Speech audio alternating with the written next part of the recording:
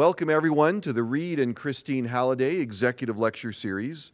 Our speaker today is Lynn Blodgett. Lynn Blodgett is President of Services for Xerox Corporation, a position he was appointed to in January 2012. Prior to this appointment, he was President and Chief Executive Officer of Affiliated Computer Services, a Xerox company. He served as a leader of Affiliated Computer Services since November 2006. He is also an Executive Vice President of Xerox Corporation, appointed when Xerox acquired ACS in February 2010. Blodgett was instrumental in building ACS into the world's largest diversified business process outsourcing company, BPO, and information technology services company with $6.5 billion of annual revenue and 78,000 people worldwide. In 2009, he was inducted into the International Association of Outsourcing Professionals Hall of Fame for his work to transform the industry. Prior to his appointment of President and CEO, he was Executive Vice President and Chief Operating Officer. In this position, he was responsible for the company's broad-based business process outsourcing and information technology operations and solutions delivered to commercial and government markets. Blodgett is a pioneer in the BPO, that's business process outsourcing, market. In 1985, he and his brother co-founded Unibase, a data entry company acquired by ACS in 1996. The acquisition expanded ACS capabilities in the relatively new BPO service arena. ACS created an entire service segment dedicated to delivering superior BPO solutions, and today his business unit is core to ACS' complete BPO service offerings. ACS has consistently grown and now delivers comprehensive BPO and IT solutions to all major industries and supports clients' operations in 100 countries.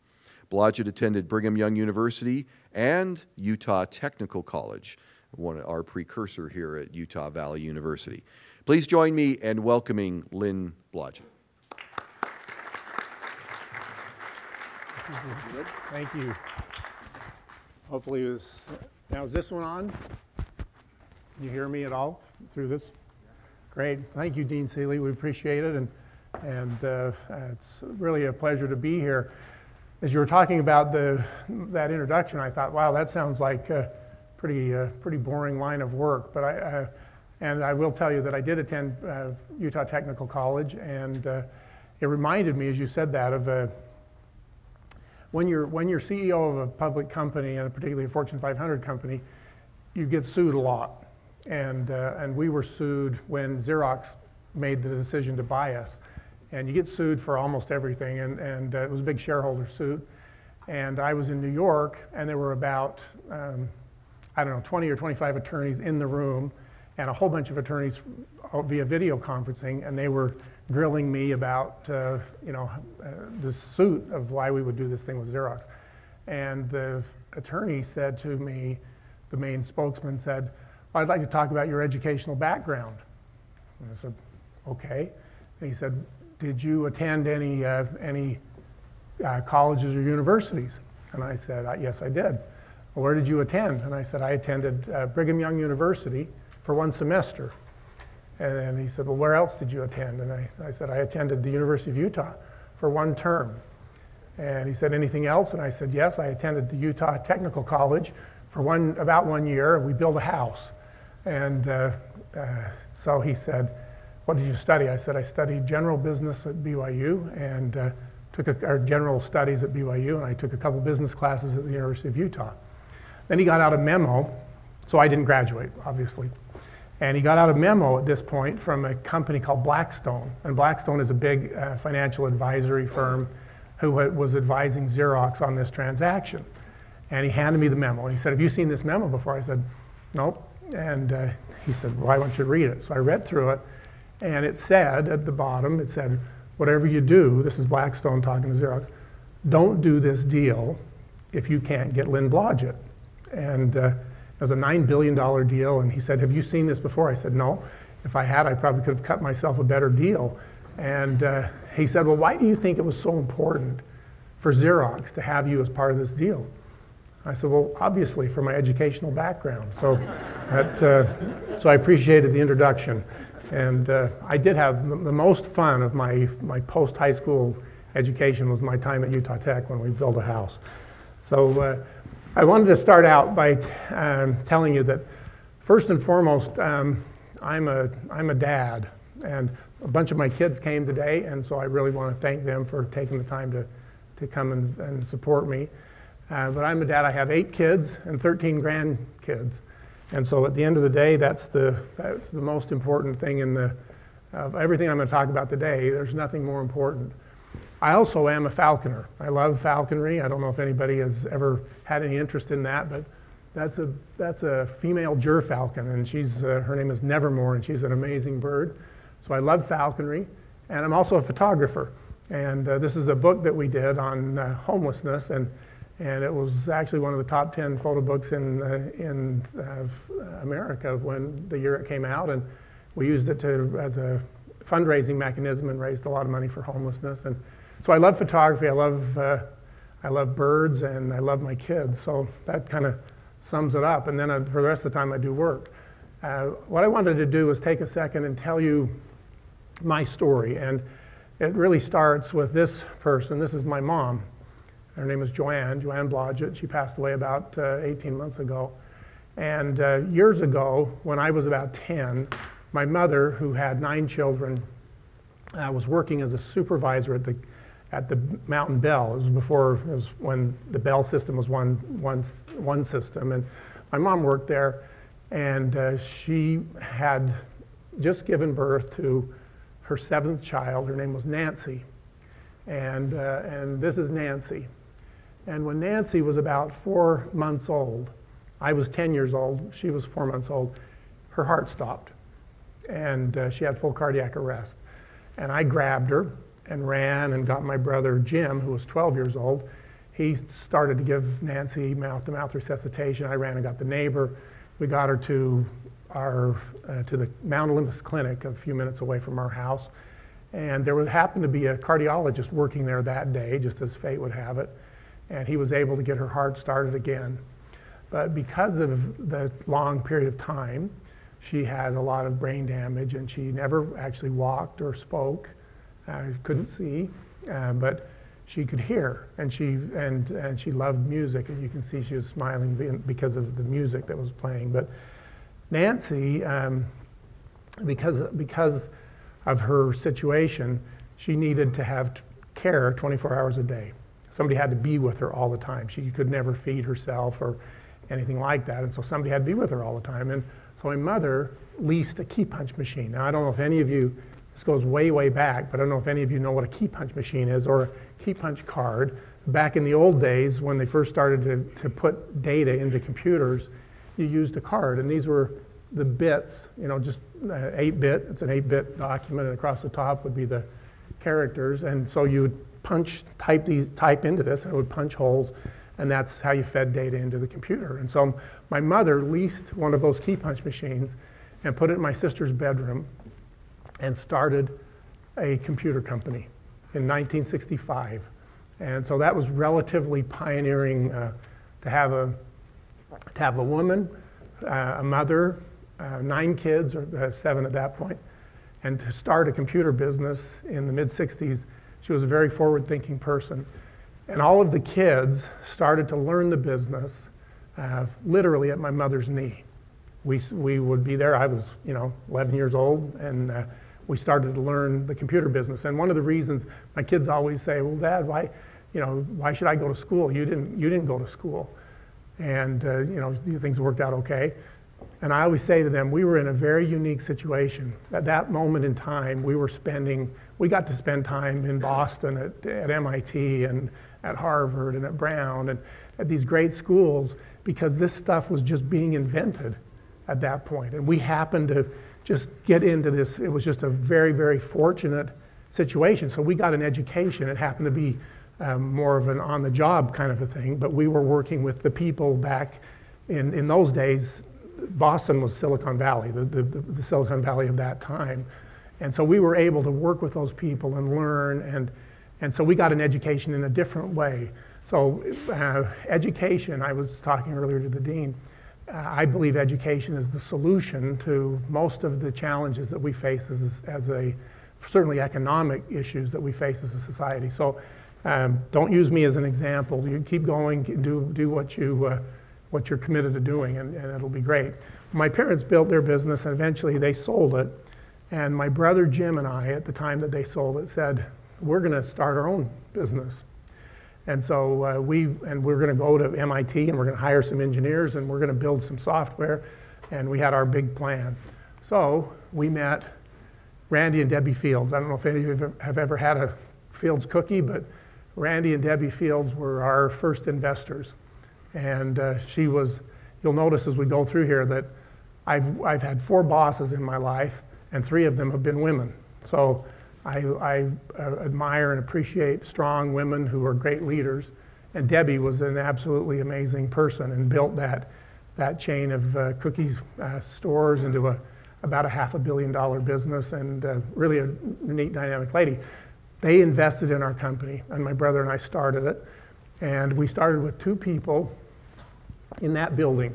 That's on 7th East and 21st South in Salt Lake City, up in that upper part. This is the coolest thing. I've always wanted to use one of these there, right there. That's where we started, my brother and I. 2 people and an idea. And fortunately, some financial backing from Mrs. Fields. I was, I think, 28 when we started. We raised $10 million in venture capital and started. And we grew and eventually became a company of about 8,000 or 9,000 people. It used to be called Unibase, and so up where it says ACS, it said Unibase, and that was our company. This is in Sandy, and we, as I say, we had 8,000 or 9,000 people, and we were acquired by a company called ACS in Texas. And at the time, the ACS was about a $300 million company, and so they were much bigger than we were, but they didn't do anything in this area of business process that the dean spoke about. And business process is really just taking the things that if you think about a healthcare claim, an insurance claim, if you go to the hospital and an insurance claim gets filled out, somebody has to do something with that. We're the largest claims processor in the United States, and so that's business process. It's taking that kind of back office stuff and using computers and technology to process them. So we became part of ACS, and eventually I became the CEO of ACS, and the BPO piece of the business grew to, at the time we were acquired by Xerox, we were about a $7 billion business, and about $6 billion of that was the BPO work. So it turned out to be a good business. And we were a Fortune 500 company, so I had to deal with Wall Street and stock shareholders and all that kind of stuff. Well, eventually, this was Darwin Deason. He's the one man that I worked for in my career, and very, very, very smart guy. Very tough guy, but very, very smart. One of the smartest people I've ever known. And he was the chairman, and I was CEO of the company. And eventually, just about 3 years ago, we were approached by Xerox, and Xerox said, we want to expand into the services business. Xerox was about a $15 billion company. We were about $7 billion. And so they bought us. And at that point in time, we became their services division. And now we're about 54% of their revenue. So we've actually kind of changed. I mean, Xerox has been traditionally, we were talking about the copiers, and now you don't use copiers as much as you used to, printers and so on, because of tablets and laptops and everything. But Xerox has continued to be a very, very strong company. The mouse, for example, was invented by Xerox at their labs in Palo Alto. Windows was invented by Xerox. The laser printer was invented by Xerox. We have about 60,000 patents. It's a wonderful company. And I work for Ursula Burns. And Ursula she's a rock star. She's on the board she's the chairman and CEO of Xerox, Fortune 100 company. She's also on the board of MIT, the board of Exxon, the largest company in the world. She's just an amazing lady, and it's been interesting to see the difference in leadership style between Xerox, between Ursula and Darwin, the man that I the picture I showed you a moment ago, but she's great, and I work with her now. So that's the basic evolution. My organization has about 100,000 people in it, and we have operations around the world. So it's been fun to see how the company has gone from just a couple of people to an organization that's all over the place, and lots of lessons learned. So what I wanted to do was to share some of those with you. First of all, there's good that can be found in any situation. And I think as you prepare, even as you're going through school and as you're preparing for your career, you should remember that there's good that can be found in any situation. And I use my sister Nancy as the best example of that. When Nancy went through her problems and had her heart stopped, and then she was going to be handicapped through the rest of her life, many people would have looked at that and said, what a tragedy. And to a certain extent, because she wasn't able to do some of the things that we were able to do, there's an element of sadness in that, or disappointment. But my parents always said, what's happened here, you guys, to all the kids, is that God has sent an angel to live with us. And that was the approach that they took. And consequently, we never looked at it as a tragedy.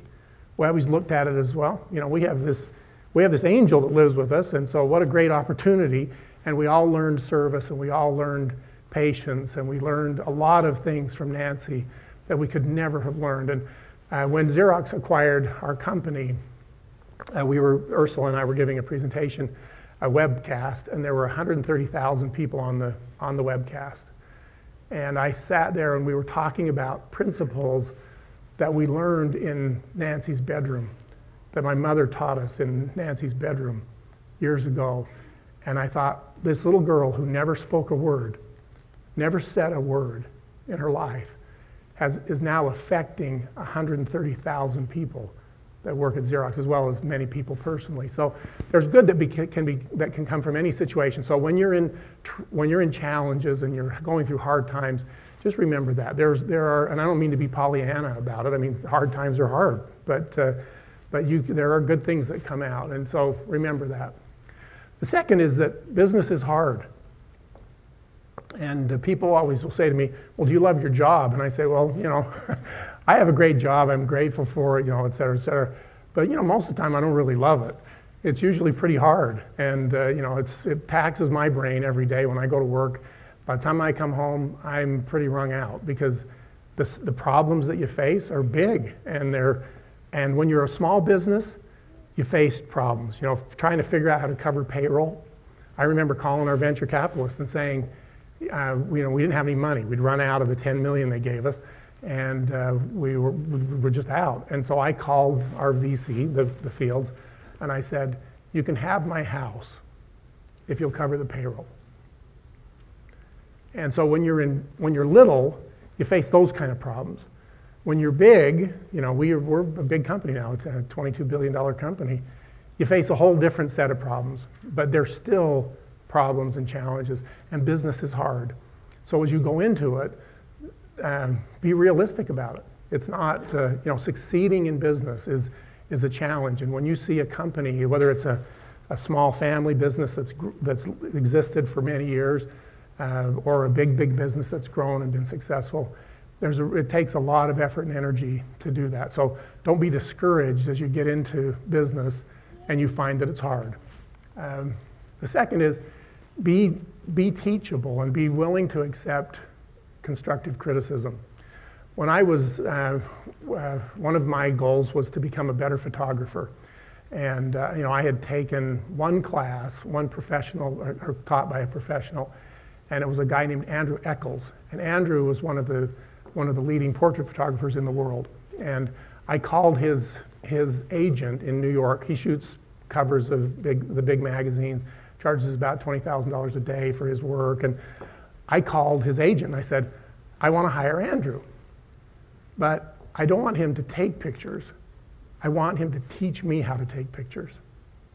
So this would be like calling up, a famous professional basketball player and saying, hey, I want to hire you, but I want you to teach me how to shoot, right? And that's what and his agent said, you're crazy. No, he's not going to do that. But I just kept calling, and after about 3 months, he finally agreed to do it. Well, when I would go to his office, his studio in New York once a month, and I took my pictures. And literally, he had a table right there, and he would take the pictures, and he would say, garbage, garbage, just like this, garbage, garbage, garbage, okay, garbage, okay, good, garbage. Then over here was really good and great. Nothing ever got over here. It was always over on this side. And when he first said that, when he first said garbage, he actually used a different word, but I'm editing here because of where we are. He said, garbage. I thought, you know what? That's okay. I'm here for him to teach me. And if he just said, oh, that's nice or whatever, I wouldn't have learned anything. And even though it was hard, even though it was super pointed, it never offended me. I always thought, well, he's an expert. So if he says that, and then he would stop and he would teach me. And he'd say, what's wrong with that picture is that you did this, this, this, this, and this.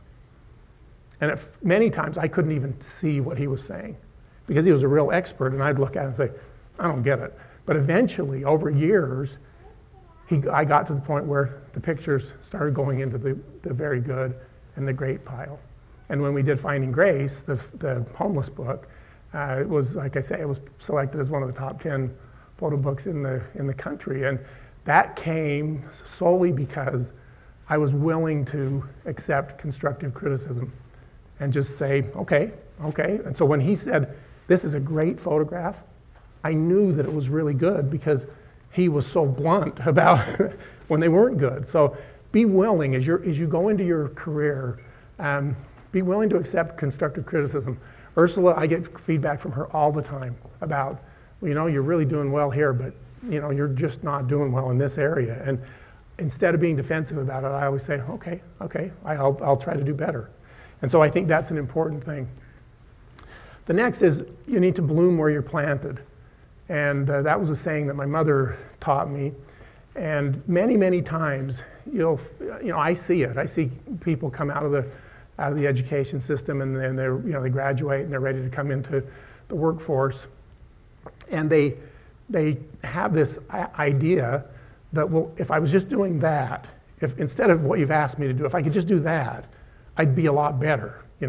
I'm not doing so great here, but let me do that and I'll do better, all the time. And my attitude is, bloom where you're planted. If they say, we want you to do this thing, then focus on being the very, very best you can be at that thing. There's a great poem that says, this is called Opportunity, and it said, this I beheld or dreamed in a dream. There spread a cloud of dust along a plain, and underneath the cloud, or in it, raged a furious battle. And men yelled, and swords shocked upon swords and shields. A prince's banner wavered, then staggered backward, hemmed by foes. A craven hung along the battle's edge and said, had I a blade of keener steel, that blue blade that the king's son bears, but this blunt thing, he snapped and thrust it from his hand, and lowering, crept away and left the field. Then came the king's son, wounded, sore, bested, and saw the broken sword, hilt buried in the dry and trodden sand, and with battle cry lifted afresh, and hew his enemy down and saved a great cause that heroic day. Bloom where you're planted. Use the sword you're given, and don't blame your circumstances. Do well where you're planted. I have never asked for a promotion. I've never asked for a raise.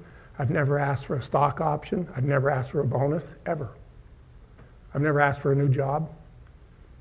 And yet I've had lots and lots and lots of opportunities. Bloom where you're planted. You're always going to have a boss, no matter what your job is. I was CEO of a Fortune 500 company, and today I run a big piece of a Fortune 100 company. You always have a boss. I showed you my mother was my first boss, Debbie Fields was my second boss, Darwin Deason was my third, and Ursula Burns is now. Well, you might say, well, okay, well, what if you were the chairman? Well, if you're the chairman, then you have the shareholders as your boss. You always have a boss. And so you have to learn to work with them, learn to get along, learn to be grateful, learn to be taught by them. You know, I always take the time when I get something. I got my bonus just a few weeks ago, and so I took the time to write a note to my boss to say, thank you so much. I really, this is so kind of you, and I'm grateful for my opportunity, blah, blah, blah. You know how many, I have 100,000 employees. You know how many thank you notes I got? I got 2. 2 thank you notes. It's a silly thing. You'd think that everybody would understand that and say, hey, I'm grateful, and learn how to work with your boss. And there isn't a boss out there that doesn't appreciate somebody saying, thank you. So that's an important deal. Customer is king. No matter what the situation, at the end of the day, without customers in business, you don't have anything. The customer is king. And I'll share a couple of stories with you. When a few years ago, we were down in Montego Bay in Jamaica, and we had our customer symposium. And so this was a deal where we'd invite customers to come. They play golf, and you show them have some business things. But basically, it's kind of a reward trip to say to the customers, come and have fun, and it's great having you as a client. Well, I hate golf. Golf hates me. I hate golf. I can't play it. I don't know how to do it. It's impossible. And I said, well, I don't want to go play golf. I'll go do the catamaran thing. We got all these other people, these customers who don't want to go golf, and they're going to take the catamaran out into the water there and go snorkeling. I'll be the representative on the catamaran. So we got on the catamaran and we went out a ways, and I don't know, there were 80 or 90 people on this catamaran and customers, and the captain came on. He said, we're getting close to the waters where we're going to do the snorkeling, so get ready, get your stuff ready. And so I said, okay, and started to get my things on. Well, this guy came over to me, and he was a big guy, big, hairy guy with no shirt on. And he said, hey, would you put this suntan lotion on my back? And I was like, this is the nastiest thing I've ever been asked to do. I mean, moles and hair, it was awful. But I thought, well, customer, you just do whatever you're asked to do. So I'm putting this on there, just really hating life. I put it on. He jumps in the water. I jump in the water and wash him. I'm scrubbing off. And that night, we went back to the hotel. And I was talking to Tracy Tolbert, who was our head of sales. And I said, Tracy, let me just tell you, I took one for the team today. This guy, this client, he came over. He wanted me to put suntan lotion on. It was the nastiest thing I've ever done, but I did it. He said, way to go. That's customer oriented. So the next morning, we're checking out of the hotel. And there's a whole bunch of people. And we're down in the lobby, and I can see him. He's over there. I say, Tracy, that's the guy over there. And Tracy looks at him. He says, he's not a customer. He's an SBU manager. He worked for me about 10 levels down. So I thought, well, at least they can't say I'm not approachable. So, but customers are king. And if you learn that, and you learn that no matter what, I mean, you can kill yourself trying to do things for the customer, and if they're not happy, it really doesn't matter. It doesn't matter how hard you worked. And if you can get that kind of attitude that says, you know what, the customer's king, then you'll be a lot happier and you'll be a lot more successful in business. Let me give you a serious story. When my brother and I had been going for about 2 years, as I said, we ran out of money. And we'd already pledged our house to cover payroll. And we had about 200 people working for us. And we could not figure out how to cover the next payroll. And we talked and thought and said our prayers, and we did everything we could think of to say, how are we going to do this? And I had this feeling, you can say whatever you want, but I had a feeling that I should go to England and see this guy that I had not seen for about 10 years. I'd met him when I was working for my dad and mom, but I had this feeling that I should go see this guy named Mike Aldridge. And again, I hadn't seen him for many, many years. So we scraped up all the money that we could get, and I had $93. $93 of cash. I had just gotten married, and my wife had a credit card with her maiden name on it that had $300 of capacity, and about $100 was left. So $200 charged, $100 on that. So I had $93 in cash, $100 on my wife, whose my name wasn't even on the credit card, and that was it. So we used frequent flyer miles, and I got a ticket and flew to England. And I called this guy and said, hey, you know, it's kind of, I haven't seen you for a while, I just wonder if I could come over, you know. He said, sure. So flew over there, and I thought, I have no idea how much taxis are going to cost, so I'm going to try to rent a car with this credit card, because then at least it'll be on the card, and you know, I can at least get around. So I did, and fortunately they took the card. So I got my rental car, and then I went and stayed at a bed and breakfast, and it cost like 85 bucks for this bed and breakfast. So I was down to like $7 or $8. And then I went and met with Mike Aldridge. And I went in, sat down with him. He was Margaret Thatcher's advisor on technology. He was kind of a big shot over there in the UK. And I explained what we were doing. I said, we're trying to build this software and da-da-da-da-da-da. And he said, you know, it's really interesting that you came here today. He said, I just finished, right before you got here, I just finished a meeting with my executive team. And we were talking about what direction we want to take as far as software. And now you come with this. And he gave me 50,000 pounds. And we covered the payroll. A customer. Customers are king. And if you learn to respect your customer, you'll be better off. Finally, nothing equals your family. You know, and I don't want to say this, this is a dangerous subject because I don't want to sound arrogant about it. But, you know, I've had the opportunity, this is my boss's boat, the guy, the one man I've worked for, this is his boat. And it's the Apogee. He keeps it in either the south of France or down in St. Martin. It's 203 feet long. I'm doing the cool laser thing in right there. That's the 4th level. I've done a backflip off of that before. And I mean, it's a pretty cool boat. It has 16 people, staff, whatever you call them. And there's usually four passengers on the boat. So you have a 4-to-1 ratio of people that take care of you. It's pretty dang neat. It rents for $500,000 a week when he rents it. And it doesn't get much fancier than that, actually. And I've had the opportunity to, you know, spend time on that boat. I just use that as an example. You know, been to the fanciest restaurants that you can in the world. Been to the, you know, driven the fanciest cars and all that stuff. You know, I have a jet, and it's pretty fancy and it's neat. You know, it flies around and it's real nice. You don't have to go through security, and there's all kinds of great things about it. And it's fun, and there's an advantage. You know, it's much more convenient to fly this way than to fly on, you know, to fly on a regular commercial airplane. But I'll tell you what, the other day, or a few months ago, when my son Robbie, oh no, it was actually my son Eric, we had 2 get married right near each other. They had a dance after the ceremony, and the little kids were dancing.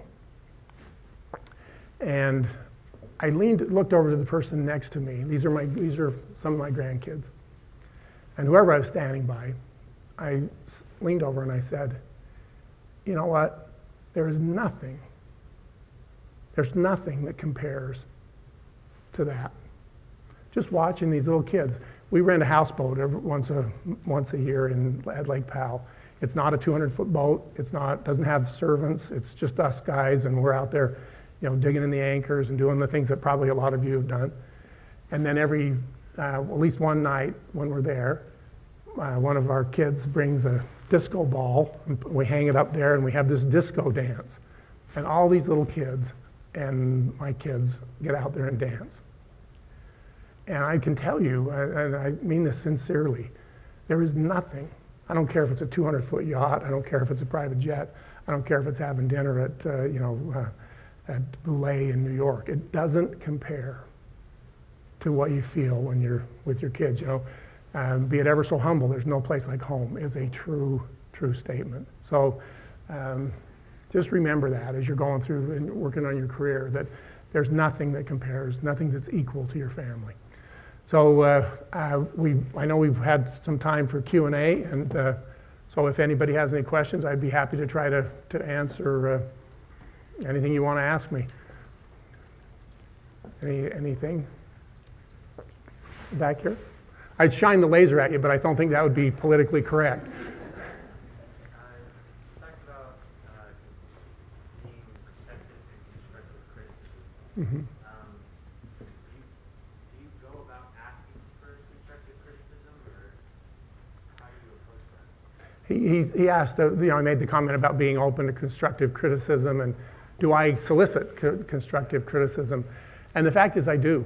I will ask people, because one of the worst things that happens to you as you move further up in an organization is people won't tell you stuff. They'll be afraid of you, or they'll whatever. And so you kind of have to go out of your way to say, well, what could I have done to do better in that situation?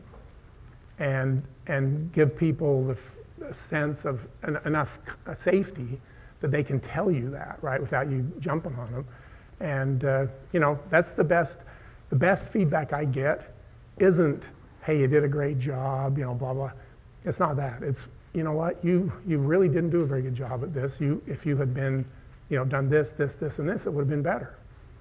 And so I do ask for constructive criticism, and I try to get it from people who work for me, people who I work for, and people that are, quite a ways into the organization. And that's where you get some of your very best feedback. So definitely solicit constructive criticism. Yep. You have a commendable demeanor as a leader. Do you have any openings? Do I have any openings? That's good. I appreciate that. We hire a lot of people. Go on Xerox.com. There's a map. It's pretty cool, actually. There is a map, and it has all of our locations. We have about 700 locations around the world. And if you click on the map, it will show you what positions we have in those particular areas. So it's, but thank you for the compliment. I appreciate that. So, but go there, Xerox.com. Kind of going off that same thing of your demeanor, how do you balance being the boss of large amounts of people yet still being approachable, so that you're able to do your daughter and you're still okay with your criticism or criticism? He said, with being, kind of being the boss, how do you balance kind of that with being approachable and not being a jerk? I think you didn't say it that way, but kind of that's how I'd take it. There are lots of times when I don't, I'll lose my temper, or I'll do something stupid or whatever. So I don't want to mislead you to think that I always am, calm and cool and collected. There's lots of times when I go home and I think, and I'll call people, and I'll call them up and say, you know what, I was really rude to you today, and I'm sorry. So you try. That's one way, is that when you screw it up, you call and you apologize and you ask people to forgive you, and that's just a basic idea. And as that happens with people, they start to think, you know what, he does care, and even though he might lose his cool now and then, he'll usually try to make it right. And then I think the other thing is just to remember, we had my friend who runs our sales organization, who's spoken at this group before, Tracy Tolbert. He and I have a saying, and the saying is, he's just a guy. He's just a guy. And we apply that to ourselves, and we apply it to people who think they're big shots. They think they're big shots, and maybe they happen to have a high position or whatever. They're just people. They're just a person. Remember that Saturday Night Live skit where they do about the cowbell? And he says, I put my pants on one leg at a time, and when I do, I make gold records, right? I put my pants on one leg at a time. And I think you just have to remember that. And remember that you are just a person, and you don't know everything, and a lot of the stuff that you're going through, you're just learning at that moment in time. You know, a lot of things that I go through every day, it's, oh, I've never done it before. And so you're just learning. And so, I don't know, try to keep your feet on the ground by realizing you're just a guy, you're just a person. And when you're the CEO of a Fortune 500 company, if you forget that, you know, our customers, they couldn't care less what my position is. They hire me to do work for them. So I'm a guy. I'm there trying to work to help, you know. And as soon as I start thinking like I'm the big shot, then it's over. So, I don't know if that helps. Other question? Uh-huh. So, when you were young, I can see there was a lot of challenges or experiences you had to develop your character. What have you been able to do in your life to develop your business sense that you have? Well, you know, as we were coming in the theater, one of the people we were with said, you know, Eleanor Roosevelt has a quote, and I'm going to get it wrong, but it was essentially, you know, learn from other people's mistakes, because we don't have enough time to learn them all by ourselves, kind of, essentially. And I said to him, unfortunately, I haven't learned that. I have to make all the mistakes by myself, and then maybe, after I've done it wrong 10 times, maybe I'll learn from it. I think that, you know, that you have to be willing to admit that you don't know everything. I think for me, that's been probably my #1 trait, is that when, you know, the first time I had a Wall Street call, an earnings call, you know, there's billions of dollars. These people are calling in, and they're going to buy stock based on what you say. And it's a pretty pressure-filled few minutes, you know, an hour while you're on the call. Because you have people out there, and they can ask you anything they want, and they're smart, and they have financial models, and they're doing all kinds of, you know, they're evaluating you as you go. And I remember the first time that I had my first call, and I talked to my boss at the time, and I said, you know what, I'm scared to death. I don't know, I'm not sure what, you know, I don't know how to do this, you know. And so that he had done it before. And so he took the time to say, okay, look, let's go through this, and we'll do some role playing, and we'll, you know, and we would drill questions, and we could go back and forth, and he'd say, okay, I'm going to ask you. And then he'd put me on the spot and say, okay, well, why was growth, you know, 2.5% instead of 3%? You know, last quarter you said blah, blah, blah, blah, blah. And, you know, it was like being on, just getting grilled.